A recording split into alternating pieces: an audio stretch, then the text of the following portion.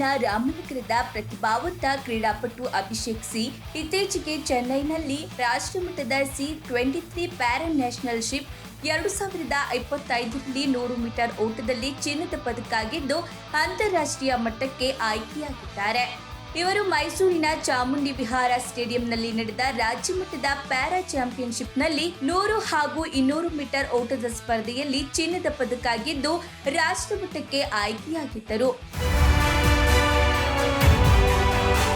20ರ ಹರಿಯದ Abhishek C ರಾಮನಗರದ ಕನಕಪುರದ ಭೀಮಗುಂಡನ ಹಳ್ಳಿಯ ಬಡ ಕುಟುಂಬದಲ್ಲಿ ಹುಟ್ಟಿ ಬೆಳೆದಿರುವ ಅಭಿಷೇಕ್ ಕ್ರೀಡಾ ತರಬೇತುದಾರರಾದ ಮಣಿಕಂಠ ಹಾಗೂ ಪದ್ಮಿನಿಯವರ ಮಾರ್ಗದರ್ಶನದಲ್ಲಿ ಪ್ರತಿದಿನ UCPE ಬೆಂಗಳೂರು ವಿಶ್ವವಿದ್ಯಾನಿಲಯದ ಕ್ರೀಡಾಂಗಣದಲ್ಲಿ ತರಬೇತಿ ಪಡೆಯುತ್ತಿದ್ದಾರೆ. ಓದಿನ ಜೊತೆಗೆ ಪಾರ್ಟ್ ಟೈಮ್ ಜಾಬ್ ಮಾಡುತ್ತಾ ಕ್ರೀಡೆಯಲ್ಲೂ ಸಾಧನೆ ಮೆರೆಯುತ್ತಿರುವ ಅಭಿಷೇಕ್ ಅವರು ಕಠಿಣ ಶ್ರಮ ಹಾಗೂ ತಂದೆ ಚಿನ್ನಗಿರಿ ಗೌಡ ಹಾಗೂ ಶೈಲಜಾ ಅವರ ಪ್ರೋತ್ಸಾಹದಿಂದ ಈಗ ಅಂತಾರಾಷ್ಟ್ರೀಯ ಸ್ಪರ್ಧೆಗೆ ಆಯ್ಕೆಯಾಗಿದ್ದಾರೆ.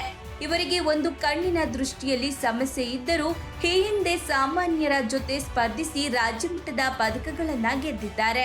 ಆದರೆ ಈಗ ಇವರು ಪ್ಯಾರಾ ಚಾಂಪಿಯನ್ಶಿಪ್ನಲ್ಲಿ ಭಾಗವಹಿಸಿ ಅದ್ಭುತ ಸಾಧನೆ ಮೆರೆದಿದ್ದಾರೆ.